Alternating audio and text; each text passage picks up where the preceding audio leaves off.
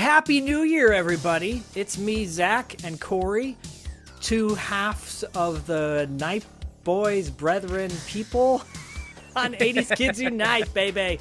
Happy 2026, everybody. Hope you had a great New Year's Eve and had a lot of fun celebrating the end of 2025. And we had a lot of fun talking about some Christmas presents on a fun little fundraiser.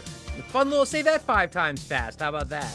It's fitting that it's 80s Kids Unite because we're going to go back in time to December of 2025 when we were on Geekscape Gives.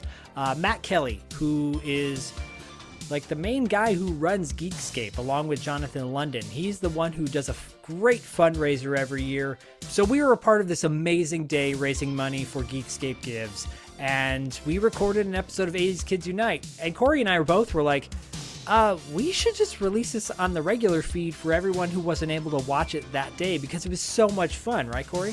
Oh, it was a blast. And we had Diallo was on there. Wayne was going to join us, but he didn't get a chance to. But we did talk about what his pick was going to be. So, Zach, the topic for that particular segment of the show that we talked about was like our favorite Christmas presents, our favorite Christmas memories from your days of yore. Right. Holiday memories, Christmas memories.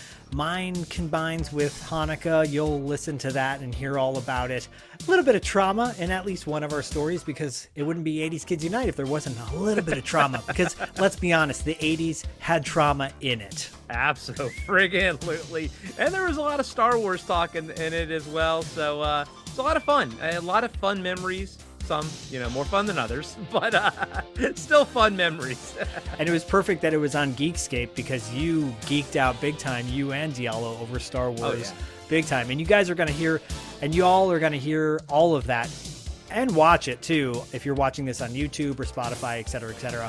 And quick plug, if you go to our Patreons, patreon.com/podcastingafterdark or patreon.com/$2 late fee, or both, you can sign up to Patreon. You can become a Patreon member to either show or both. And you could suggest topics to 80s Kids Unite, just like this one. So go to our links in the show notes, sign up today. We put a lot of time and effort into our Patreon shows. They're a lot of fun, totally worth it. And you get to be a part of 80s Kids Unite. Yeah, we're actually going to be recording one right after we cut this intro. Oh, yeah, that's right. So enjoy this first episode of 2026, and we'll see you next month for a brand new episode of 80s Kids Unite with the amazing Night Boy crew. Have fun, everybody, and Happy New Year. Happy New Year, and be kind to one another. In 2023, a crack commando unit of retro podcasters joined forces on a panel at LA Comic-Con, but were sent to Comic-Con jail for a crime they didn't commit. These men promptly escaped. Today, still wanted by 80s nerds, they are very easy to find. If you have an 80s nostalgia problem, if no one else can help, maybe you can hire the Night Boys.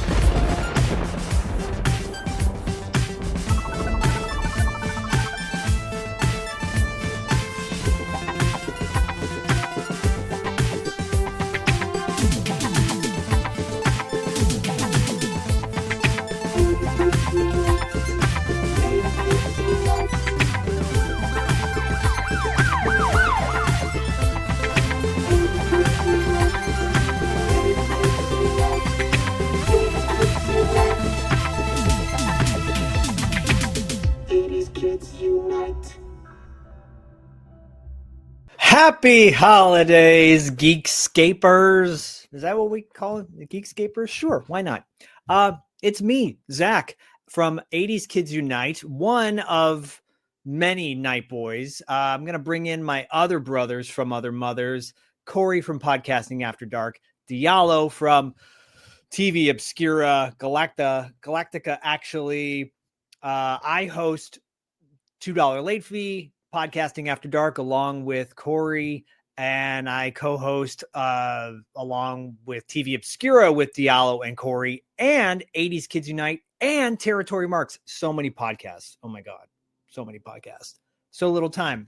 But we're here celebrating. I'm so happy to be a part of this live stream. You know, we do a live stream every year usually in September to benefit a charity. But when Matt asked us to come on and say, "Hey, can you be a part of this for the big brothers and big sisters of coastal and northern New Jersey?" I said, "Sure, let's do it." And he's like, "Well, what do you want to do?" I said, "Well, what can I do?" He said, "Anything." I said, "Okay, let's talk about favorite Christmas toys from years past, from the 80s. He's like, "Sure, let's do it." So I'm going to bring in my boys in just a minute. Let me see here and add to stage. Here comes Corey and Hey. Diallo. I'm so excited to have you guys. Wayne, unfortunately, could not join us. He had a little hiccup with his scheduling. So he sends his love. And I think all three of us will have something to say about his pick for 80s Kids Unite. But gentlemen, it's great to see you guys. What's up? Diallo, I love you. How are you? So, little fun fact about the Night Boys from 80s Kids Unite. Yeah, we started back when, Corey, how long ago was it? Oh my God, it was like 2 years ago or more. I mean, time is a flat circle, so I have no idea. And we started around this time, actually. LA Comic-Con was in December, I believe, at that time. Yes, LA Comic-Con was in December that year. And yeah, we had a good time. It was the first episode was technically a live show that we all did. And we didn't, sadly we didn't record it because we didn't have that capability at the time. But it was a lot of fun, and it kicked off this whole thing. Yeah, it was a bit like an origin story. Like, we didn't plan on being the 80s Kids Unite Night Boys, but it was like, hey, this actually worked out great. We should form a team. Exactly. Right. And then we put our hands in. Yeah. We synchronized our watches, our Swatch watches. Yeah. Whatever kind of 80s reference you want to use for linking. How about our Michael Knight security watches? How about that? Like, there we go. Yeah. Oh, so we've been doing this for a long time.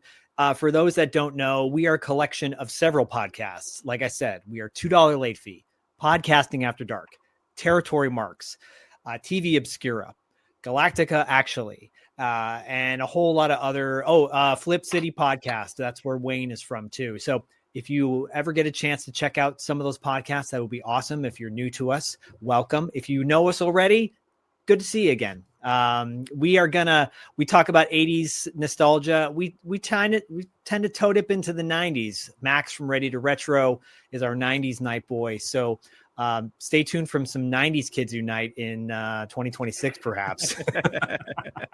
But I have pulled some clips for us to talk about some of our favorite holiday toys. But before I do that, I just want to play something. I think y'all are going to appreciate this.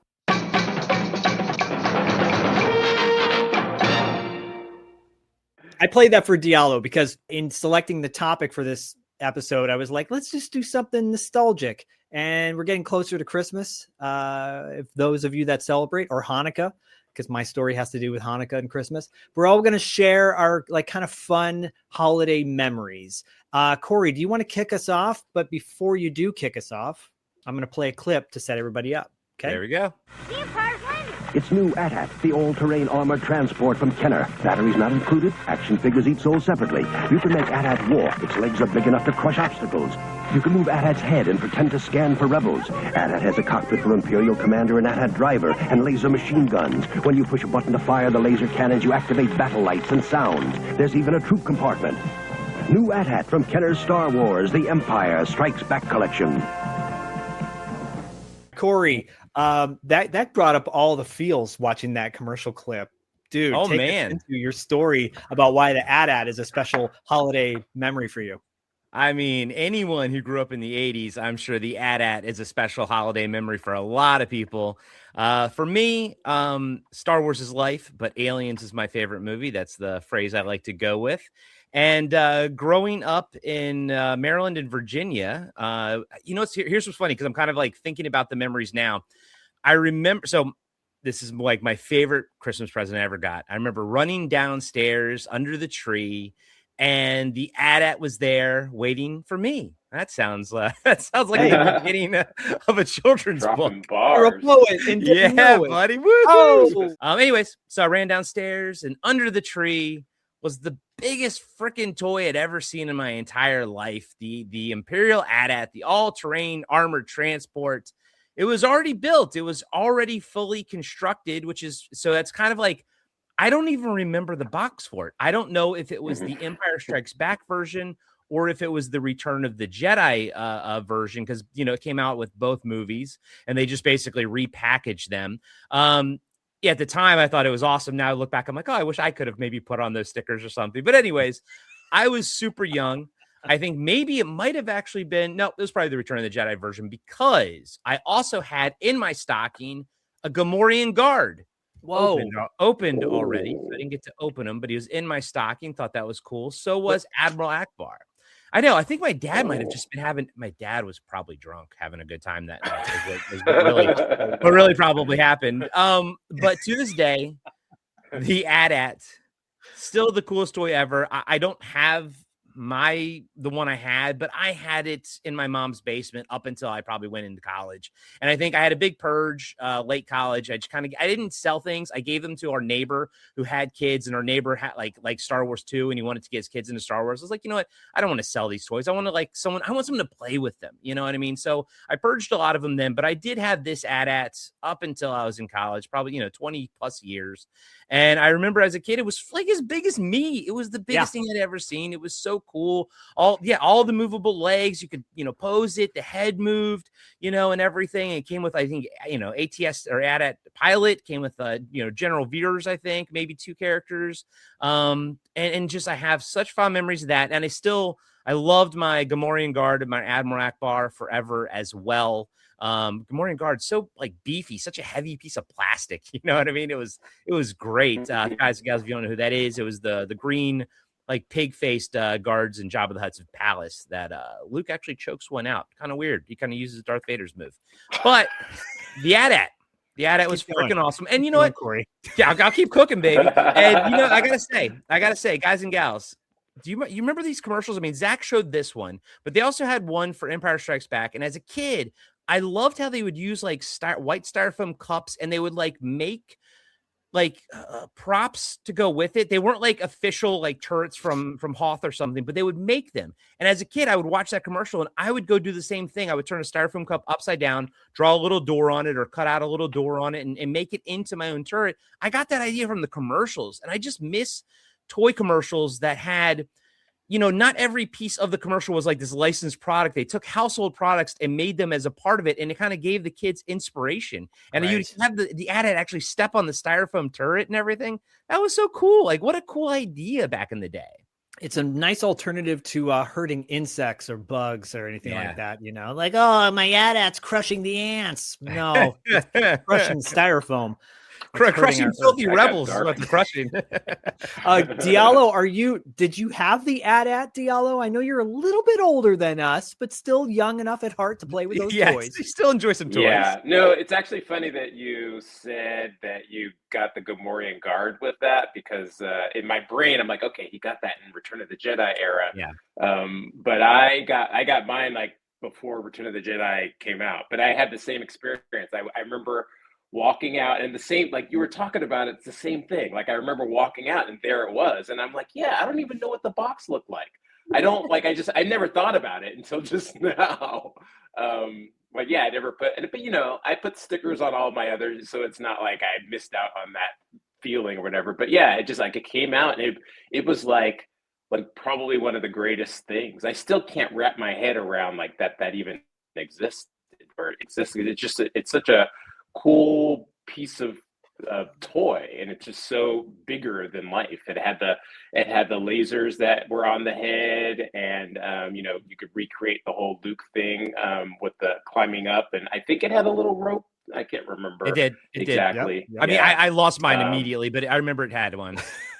Yeah. It was a really cool toy. I had it. I don't even remember like whatever happened to it. But it was definitely was a core memory of getting it on Christmas morning. So Dustin over at $2 Late Fee loves when I say the line, "What a time!" And I think that applies to this toy line, because while we are definitely getting more pretty rad toys coming out right now for kids, for adults really. That time, during that span when Star Wars was releasing those toys, it was one fantastic play set or vehicle after another.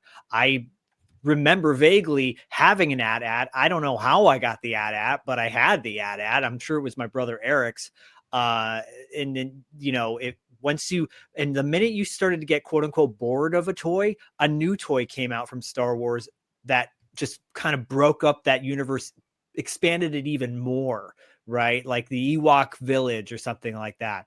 But I imagine you, Corey, on that morning, opening it up and freaking out. And here's the funny thing. I've had gifts too that were out of the box already. And we are of a generation that didn't necessarily collect the toys in the box and keep them. There are the obscure outliers that did that. Scott Zillner, shout out to you, who kept about one for the closet, one for the play. That's why those boxes now, like even without the toys in them, just the boxes themselves go for so much money on the aftermarket because no one kept them. The rarity of them being kept, and they had beautiful artwork and beautiful like photography on them and everything. They sure did. And, the thing is, like, those toys had countless hours of play, versus nowadays it's just not, I don't know, maybe it's a little bit different because the advent of video games, whatnot. But the idea of opening up your stocking and seeing the figures already out of the package, I kind of questioned that too. And I remember my parents playing it off like, well, that's Santa Claus, he doesn't always have a chance to package every gift. I'm like, but why did he? I mean, I didn't question it because I had it. Because once you have it's still cool. It's still a cool thing. And I just want to button this all up by saying that, you talked about awesome play sets, but when the world was your play set, when there was a snow day, when it actually snowed and I could grab my AT-AT and take it outside and play with it in the snow, I mean, that's a memory that I'll never, ever stop cherishing. Like that was amazing. No doubt about it. No doubt about it. Let's keep the Star Wars love going. We can always circle back too if we want to continue it. But let's keep the Star Wars love going with Diallo. Diallo, I'm going to play your clip to set it up, and then we'll go into your memory. From Kenner's Star Wars collection, the Darth Vader TIE Fighter. Careful, Luke, we've got company. X-Wing fighter and action figure sold separately. Batteries not included. It's on our tail, Luke. Darth Vader's TIE Fighter has flashing lights, action sound. Luke's force is strong, but we've got him now. Oh, no, you don't. We've lost our solar panels. Perfect hit. I'll be back. Kenner's Star Wars Darth Vader TIE Fighter. X-Wing fighter and action figure each sold separately. So when those wings popped off in that commercial, that I marked out big time for that. I was like, oh my God, I remember when that happened. The Diallo, that commercial is from 1979. So it's obviously on the cusp and right before 80s, but take us into why that's so special for you.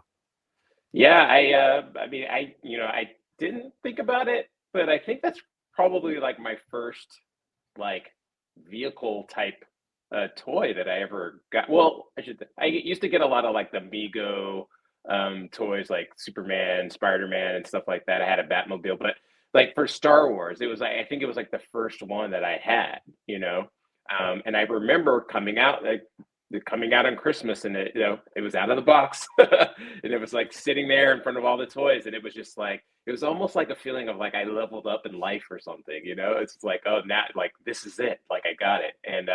And like right around then it might have been like a year or two after the movie came out, so it was like peak Star Wars, and I was like 7 or 8 or 9 around then. So it was just like everything. And that is one thing I do remember having it for quite a while. Going back to the AT-AT just a little bit, I actually I played with it, but I don't have a lot of memories of actually using it. And I'm thinking about it in comparison to the X-Wing. And I think it's because like my X-Wing, I could send it on missions and I could do stuff, and you can play with it against like TIE fighters and whatever. But like the AT-AT just kind of was there. And so it was like a prop that might sit on the side while people were doing stuff. So anyway, that's my random ADHD brain going off into side topics. But it was like, the X-Wing fighter was just, it's so great. I need to actually hunt that down and find it again. Did that X-Wing fighter have R2-D2 in the back, and like you push down on him and sound effects came out? Yeah, you push it down. I think you push down on R2-D2 and the wings popped up, I think. There was a little button in the back for like the sound effects to make the warp engine sound or whatever. And there was like, yeah, there was like a light. There was like a red light in the front of it that was for like the lasers. Oh Right. God, it's so good.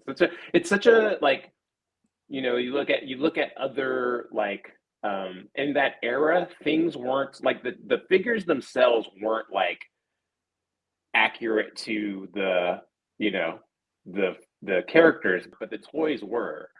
And so the X-wing, it was like the perfect real world representation of like what you were seeing on the movies. So Yeah, really and what cool. I think people need to remember too, or realize back in 1979, early 80s, when toys had sound effects, quote unquote, or that were attached to them, they were usually just a buzzer or a beep, right? Yeah. So Fisher Price released like their line of adventure heroes or adventure toys or whatever, and they had like spaceships, but it was just like a buzzer kind of thing. Yeah. Star Wars was different. Star Wars had more accurate sound effects, right, Corey? Like the AT-AT, Yeah. for example, but the Yeah, I TIE mean, Fighter it's too. obviously limited by the technology of the time, but they were like a step above, you know? It's not like they're totally sounding like the Ben Burt, sound effects that we get in the movies, but they're definitely doing better, you know? I'm sorry, what sound effects did you say? Ben Burt. Who's that? Okay, Zach, we'll move on. He's the guy So he is the sound effects guy, the sound engineer for the movies, came up with the lightsaber sound, the TIE fighter sound, the laser bolt sound, everything. Ben Burt is a GD legend. I mean, this is the Geekscape network that we're on, so it kind of tracks that Corey's the one that knows. He is our resident. Well, Yeah, him I and didn't know Diallo that. I and just learned, Corey. I learned something new today.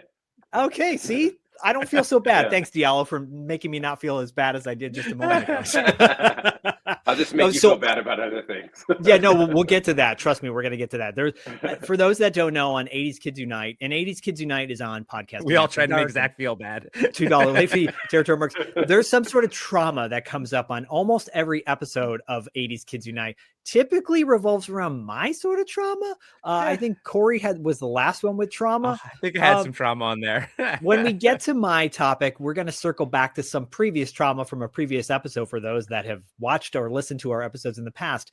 But Diallo, I don't think I did not have a TIE fighter or an X-Wing back in the day. So watching these commercials again, I was like, oh my God, those are cool. Because granted, those are little kids playing with those toys. And I love the bell bottoms in that commercial too, like the kids with the bell bottoms on. Did you have the Darth Vader's TIE or X-Wing? Sorry, TIE fighter? Yeah, no, I never had the. It was weird. As I was watching that commercial, I was like, yeah, I never had the TIE fighter. Yeah, I just never did. My friends had it, so it's like if I ever went over to play with them, we go at it and pull in the Space 1999 ship to add into the adventures. But yeah, I never had that. Yeah, but kind of attached to what you were saying, like watching that commercial plus what Corey was saying about his commercial, it's like that's a distinct memory, a part of my Star Wars experience and growing up, where those commercials, I can even hear, me with like theme music. It's like I can hear this, like a couple of the themes that they would play in them, and just how they were set up, and a lot of it was the selling you on the imagination of it. So it wasn't giving you the movie. It was like, this is how you're going to be playing with it, with your, like the cups that you were saying. So yeah, and I don't know that they do that anymore. I think commercials are just like the actual cartoons now. but Right. but yeah. Yeah, Man, no, Diallo, that's a good point. The commercials showed you how to play with them. And I was thinking about what you said about the AT-AT being a centerpiece. And I feel like it's same thing for me. And I start thinking about, like, why is that? It's like, I think it's the speed of it. I never had an X-Wing, but I actually had the Darth Vader TIE fighter. It was a hand-me-down. I got it from somebody, I think an older cousin. So I never like opened it, or I don't know how I acquired it, but I do believe it was a hand-me-down. And I'm Diallo, I'm thinking about that. I'm thinking about the biker scout that comes with the speeder bike and everything. Mm-hmm. And it's so much more fun to be able to run around with something. Yeah, you're like, yeah. And I'm watching the kids play with it in the commercial, and I'm like, yeah, that's what was fun. The AT-AT awesome. It's a spectacle. It's a centerpiece to the battle that's happening around it. You know what I mean? But with a flying vehicle like the X-Wing or the TIE Fighter or a speeder bike or a snow speeder, you can, you can run fast with it. I remember having woods behind my house, and I remember taking my biker scout and just like kind of putting it in front of me and just running and pretending like I'm the camera and I'm just watching it go through. And I'm like, this is amazing. And I think having the kid be able to speed through, it encourages much more fun. And not to say I didn't have fun with my AT-AT, but those other toys were technically more fun. And I got to say, though, the reason I never had an X-Wing, I wanted a Y-Wing because those were always my favorites, but I never had one of those either. But I got to say, Y-Wing for life, baby. Wow. For those that are just joining and popping in, you're like, Y-Wing, X-Wing, what's going on? So we are sharing our favorite holiday memories. It's centered around 80s toys, 70s, but 80s as well. And obviously right now we're talking about Star Wars because Star Wars was life for most kids in the 80s. Did anybody listening or watching right now chime in on our comment section? Did you have any of these toys we talked about? What was your favorite Star Wars toy if you had Star Wars toys? Something about the figures and the things that you could slip in your pocket. And for me, it was hiding things and taking it to school and knowing that it was always kind of there for me. It was like a comfort thing, some kids had a blankie, some kids had a patch from their pillowcase. Me, I had like an action figure in my pocket at all times because you never knew, like, if I was going to have a moment to myself, I could play with my figure, right? And having those Star Wars figures of the 3 3/4 size, that was a game changer, right? That they were like, they weren't the first, but they were definitely the first to kind of have accessibility, like so many different figures you could choose from versus just Universal Monsters from Mego or Pocket Heroes, which were the superhero ones. And we're going to segue into my story because it connects with superheroes. I was all about that. Like, I was kind of given a choice as far as writing a letter to Santa, quote unquote. Did I want something big, like a big play set, or did I want a lot of little things? And I was more on the lot of little things side. I always wanted I could have the big Ewok village, which I did eventually get, or I could have like 10 figures. I'll take the 10 figures, because it just gives you more to play with. So I'll paint this picture for my story. And there's where the trauma comes into play. So in 84, I moved from California to Michigan to California. Parents got divorced. Mom got remarried. Go back to a previous episode of 80s Kids Unite because I talk about that. My mom was married. We were Christian, celebrated Christmas. My mom got married to turned Jewish, right? This is when I turned Jewish, and my mom got married to a Jewish guy, Gary, and we started celebrating Hanukkah and Christmas together. So it was my first Hanukkah, Christmas in California combined in 1984, or was it 85? I think it was 84. And I was obsessed with a new toy line that had just come out. And we actually talked about this on an episode of 80s Kids Unite, Superpowers. And I'm going to play the commercial to go with that. Coming from the farthest reaches of the universe to challenge the worst villains on Earth are the most powerful heroes ever in the Battle of the Superpowers Collection. Impossible. The Hall of Justice under attack. Batman behind bars. Here's the trapdoor, Batman! Brainiac's taken over the computer. Joker in the elevator. Evil forces joining for a final assault. Who can restore order? Superman! Can Superman save the Hall of Justice? You decide. New from Kenner's Superpowers Collection. Hall of Justice playset. Some assembly required. Vehicles and figures sold separately. So that Christmas of Hanukkah and Christmas, I got not one, but 2, 3, 4, 5, like 6 of the superpowers, right? I got the big ones: Flash, Superman, Lex Luthor, and who had a suit on that I didn't recognize because I wasn't really reading the comic books at that time.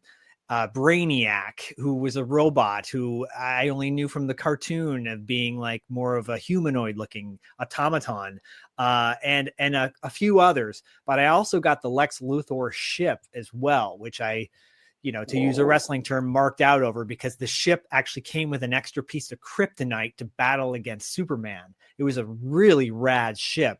And so these figures were so special to me that I was, I would take pictures of just the figures, and it was not only was it a Christmas thing, but it was Hanukkah. So I was opening up one figure after another on each night of Hanukkah. And then on the final night of Hanukkah, which I believe coincided with Christmas or somewhere around there, I open up and I've got the Lex Luthor ship.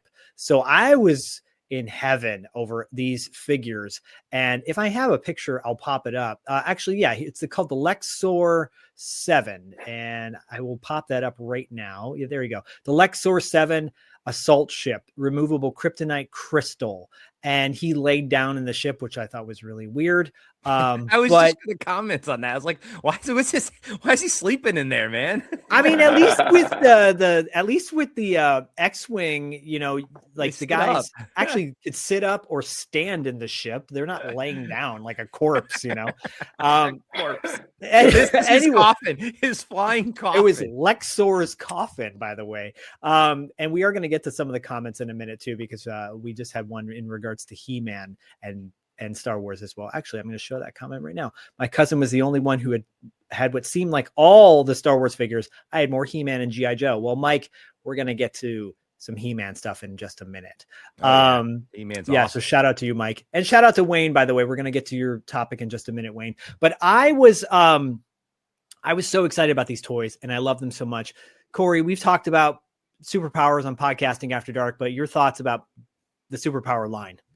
It's I didn't have any growing up, but it's the funny thing is, Zach, I had the same thoughts as you. I was like, oh, why does Lex Luthor look like that? Why does Brainiac look like that? And why is everyone laying down? And why does Superman even need a spaceship? But yeah, I had some like hand me downs and everything. The one that I always liked and what I talked about on the 80s Kids Unite episode, or whatever it was, the one I always liked is Red Tornado. I still think he's one of my favorite designs, like character designs of all time. Weirdly, I'm not even like a fan of the color red, but for some reason, I love that dude. I wasn't a DC kid growing up. I was more of a Marvel kid, and I probably in '85, I wasn't even really probably reading many comics at that point. Punisher was my first character that I got into, so I was more into the Marvel stuff at that age. So I never had any superpower stuff, but Red Tornado was freaking awesome looking. But Zach, it's funny, those things you were saying, I was like, I had those same thoughts as a kid. Why is Brainiac a robot? Why is Lex Luthor wearing that weird suit? Although I think the suit was cool though, and I did think Brainiac looked cool. I just didn't understand why he didn't look like what he looked like on the cartoon with the green and purple. Me too. And for those that don't know, the superpower I have line, answers for that. We're gonna get. I figured you would, Diallo, because you're our resident. Yeah. Speaking of being on Geekscape, you are a resident Geekscape comic guy when it comes to DC stuff specifically. But I was gonna say the great accessories with those toys. Like Lex Luthor's armor would come off. Red Tornado had a cape. Yeah. I like the soft goods, the like Superman having like a cape that was like cloth and everything like that. I always thought that was really, really cool. Yeah, they were doing things back then. The samurai had like a removable top for whatever reason. Because sometimes I'm like, why did you take his shirt off? That's okay, sure.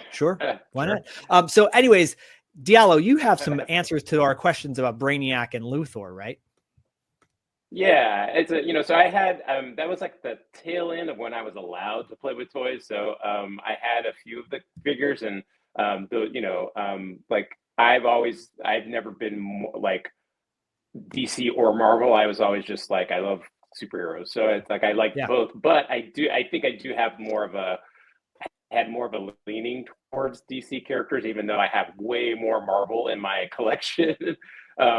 X-Men's my favorite of all time, but I have all the other stuff. But anyway, so it's like, at that time when the superpowers line came out, that was sort of like a shift from the classic Silver Age depictions of the characters into like a more modern area. And so that's when you had the redesign of Brainiac. That's when Luthor got his armor, because he used to just wear like a kind of purple outfit, and right. And Brainiac was the green character, but then they made him like the cyborg character. I think his ship is still pretty iconic. Brainiac ship, I think it's like that big skull with the octopus kind of bottom. I think that's still kind of around. But anyways, so that was why there was that shift, and it seemed like it was pretty instant. And so it wasn't like there was something going on in the comic book and then they brought it over. It was sort of like coordinated.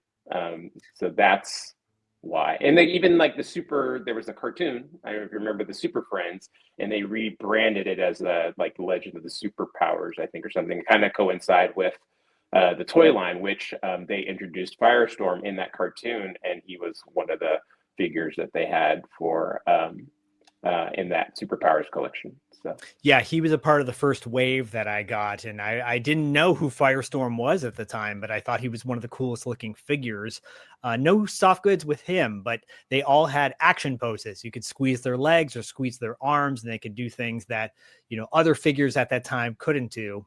And then, you know, other toy companies tried to like basically bite off that by, like Silverhawks, for example. We'll give them action legs or action wings, but they really couldn't do much. They were in these like straight arm poses versus Superpowers, who kind of had their arms cocked, like ready to punch. So they were already in a position of like looking like they were ready for action. So Yeah. well, Super Superpowers Marvel ones were cool because you could like, I think like the Flash, you squeeze his legs or you squeeze his arms. I can't remember which one, but like yeah, you would like squeeze his arms, run. Yeah. So in like forget one of them, like might have been Red Tornado. He could like spin or something. Now, yeah, I think he squeezed his legs and he Green spun Lantern, around. his arm Yeah. would pop up. Yeah. So and he that came was with a lantern. yeah, they put thought into designing those, which was pretty cool. You know, I was you know, juxtapose those against the Marvel Secret Wars ones, and I always say like the Secret Wars, it's kind of like it was to me it was like a afterthought. They were just trying to catch up and put something out, so they weren't as well designed. But yeah, the Superpowers ones were pretty, especially for the time. It was pretty cool. Well, the Superpowers. It's funny with the things that have like a gimmick to them. Like I have this is one of the reissues that just came out, you know. But like I have him on my desk and he's fun to like just kind of fiddle with.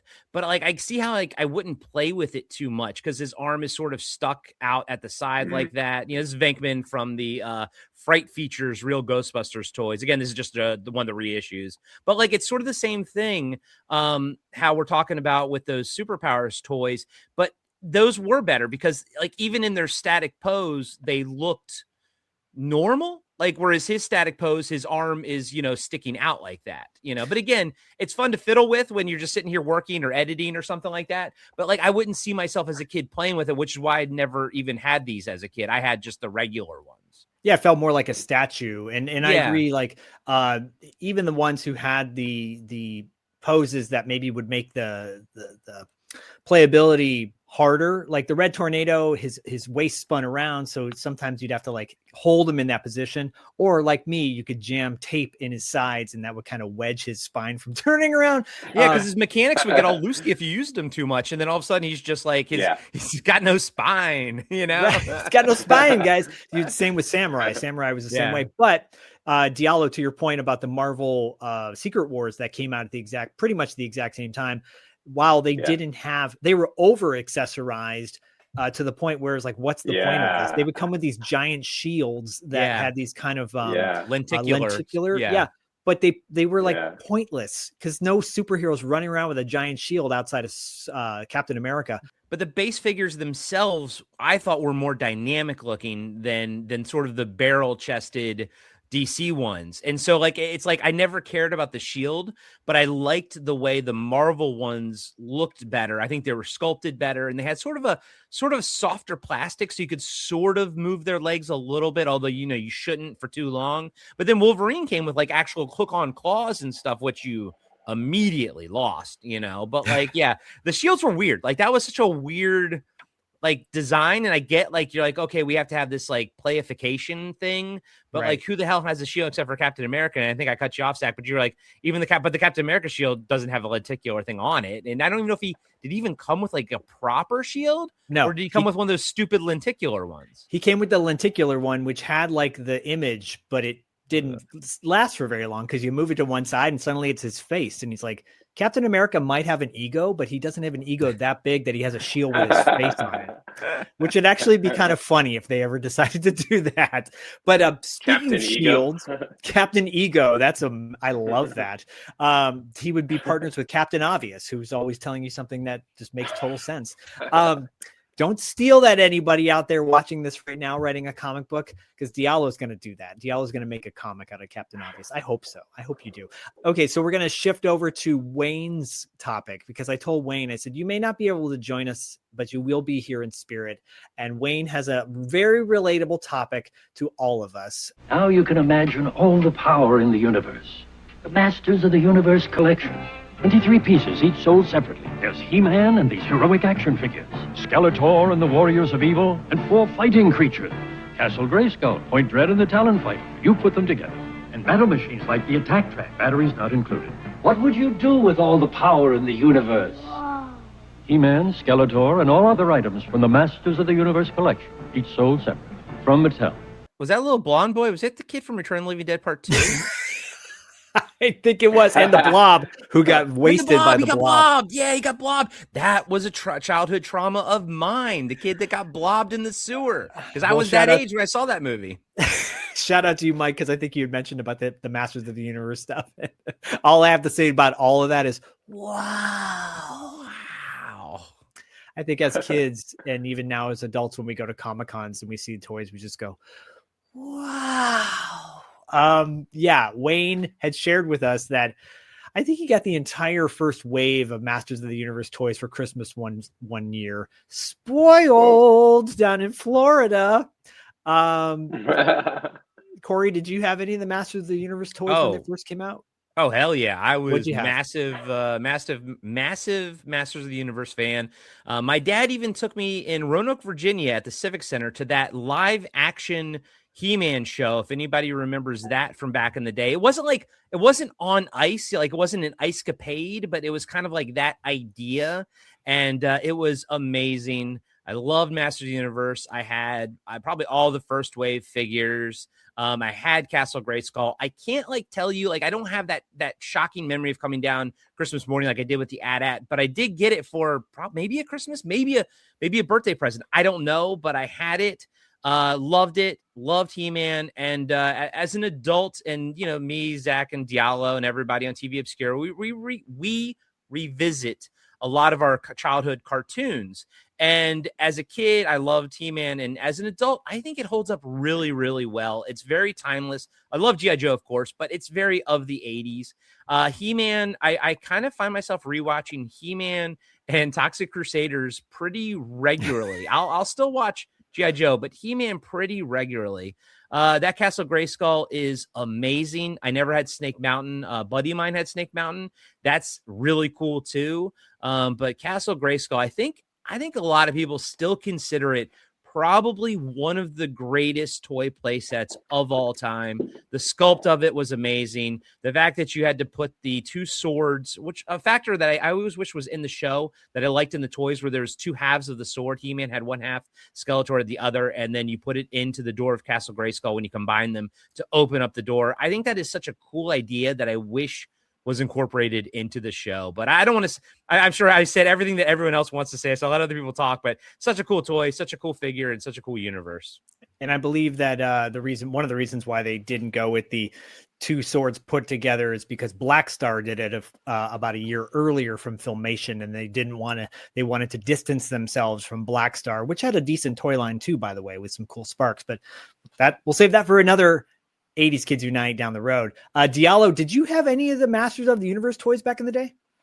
No, that was right at that point where I was because I'll never forget when I got shamed for playing action figures. I remember I had a 12-inch Captain America. It was really cool. And I think back, I'm it was really cool, but I got, you're still playing with dolls? So I think that was the last day that I ever played with them.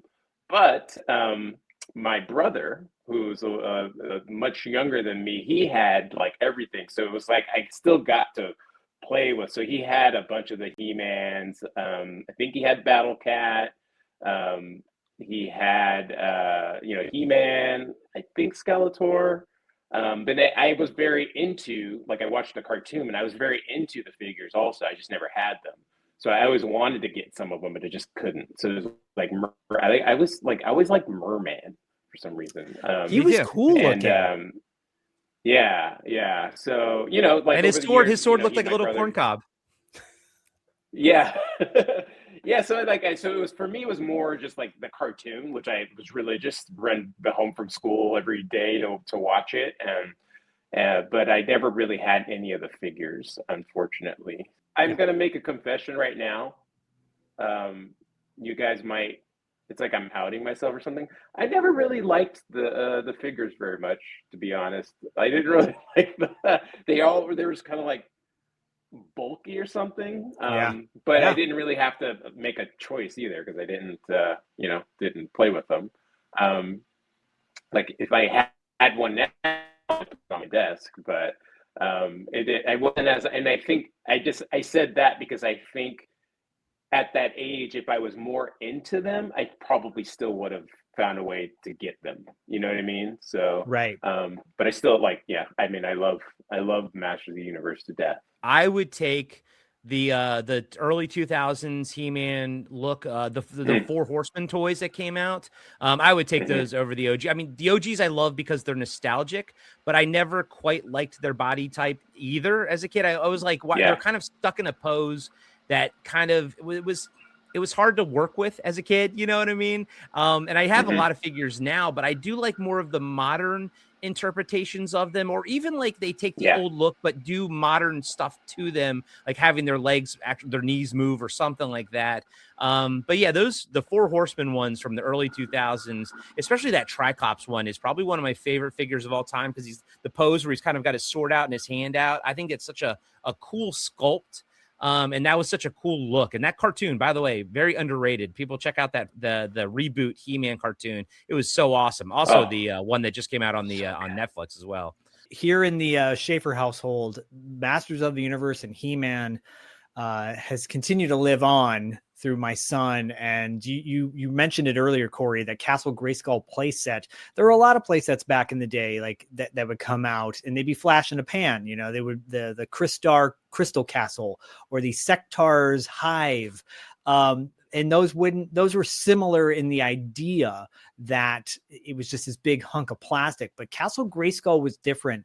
You know, we showed you guys Superpowers a minute ago, and the Hall of Justice was pretty cool, but it was more of a carrying case for the figures. And like, you know, we've talked in the past about G.I. Joe, and we could maybe next year on Geekscape's live cast, we can do a whole thing on G.I. Joe, because that's definitely unlocking a core memory from the holidays. But something about the Masters of the Universe Castle Grayskull and the lore, while, you know, every documentary you see about Masters of the Universe was all about like the marketing, and they had no real direction of where they were going. And then the cartoon comes out and it was totally different from a lot of the stuff that was in the mini comics that came with the figures. And, you know, fortunately, I will say I agree with you, Diallo, on one front, that the figures were not always as appealing as like the cartoon. Zodak, for example, was covered in body hair, and I was like, what is up with Zodak having all this body hair? It's weird, but he's still kind of cool. Mossman with his flocked fur. And we talked about Battle Cat. You mentioned Battle Cat, but you know, Skeletor's Panther was flocked as well. Yeah. And that was the first time I even knew what flocking was. And I'm like, what is this guy? That guy smells, you know, Mossman smelled like a car freshener. Don't put Mossman in the slime pit, baby. Don't put and don't put Stinkor too close to your nose, otherwise you'll, you know, have an affection for patchouli for the rest of your life. We talked about that on the one episode, and I was like, I'll walk around the mall and I'll be like, I smell Stinkor. What is that? Zach, I want to address what you were saying about Castle Grayskull, why it works so well. I follow this really cool on Instagram, this guy who just posts like old catalog images. His name's like Battle Armor Dad, and he's got a picture of Battle Armor Cobra Commander, and it's a fun page to watch. And, you know, he'll post everything. And I saw one time, you know, a Sector post he made, and I'm looking at the base, and I had some Sector toys and they were cool. And I was looking at their play set, and it's just rocks. It's just a giant gray rock thing. And I'm like, and it's huge. And I'm like, but it has no personality. Castle Grayskull has a face. It has a skull in the front. The design of it is so amazing. It's part castle, part face. But then, like, for me as a kid, like opening up, like looking inside, there was like this, like a sticker you could put down on the ground that was like, or it was maybe on the wall, but it was like bars, and there was like hands coming through and tentacles and everything. I was like, what's that? What's in there? And then there was like another like a piece of armor set that like was like kind of like flat, you know, maybe a sticker. I can't remember what it was. I know that they've remade it and you can actually, they made it into a toy, that armor set. But there were these, all these little knickknacks and nooks and crannies and hidden like things to discover. And it wasn't just like a trap door that was neat. It was like, where is this sticker? Where does this lead to? Like, what is this supposed to represent? This is so cool. What is that tentacle monster? How did it get in there? You know, like there was so much lore just on the toy itself. And you're right. It was not just a castle, but it was also a gray skull. So that was the face that you were referring to, the gray skull. And I just want to, I agree with you. I mean, the idea of what stickers could do to a kid's imagination back in the day. And now, thanks to companies like Super 7 and other great companies out there that are making these toys for us kids, you know, we're all kids at heart, right? To relive that. We're almost out of time, y'all. So I really want to quickly shout out Geekscape again for allowing us to do this. Matt Kelly, by the way, he's the warrior behind the keys and he's doing all the work. He's doing the Lord's work, by the way, running this thing. So God bless him and doing all this stuff. Go to Geekscape Gives to donate today to reach the goal of $2,000 to benefit the boys, big brothers and big sisters of coastal and northern New Jersey. This is the 6th annual, y'all. So go to geekscapegives.com to support today. We are 80s Kids Unite. Really quickly, Podcasting After Dark, $2 late fee, Territory Marks, TV Obscura, Galactica Actually, Ready to Retro, Flip City Podcast, like all these podcasts that all come together. We're all the night boys. We're night ladies too. We're night people. We're all inclusive and we have a great selection of people on our show. Go check us out. 80s Kids Unite. And don't forget about John Toma, that 80s dude on Instagram. Right. John Toma. Go check out all that stuff and help support Geekscape Gives, geekscapegives.com, blah, blah, blah. You know, the whole deal. Thank you guys. If you have something that we didn't cover that you want to talk about, go to our Instagrams and let us know right in the comments. Happy holidays, everybody. I'm Zach. This is Corey. This is Diallo. We love you guys. With the Night Boys. Oh, we got one. We'll play our outro and we are out of here because I spent a lot of time doing the outro. So I feel like I need to play that at least. Here we go. And the outro is going to play right now. Bye, everybody. 80s Kids Unite is brought to you by Hungry Hungry Hippos, the loudest tabletop game in history. And by Nickelback, Zach's favorite band. If you'd like to suggest topics for this show, go to the Patreon of either $2 late fee or Podcasting After Dark, or both. All links are in the show notes. We love you. Oh, listen, I just wanted to say goodbye and remind you that the good guys always win, even in the 80s.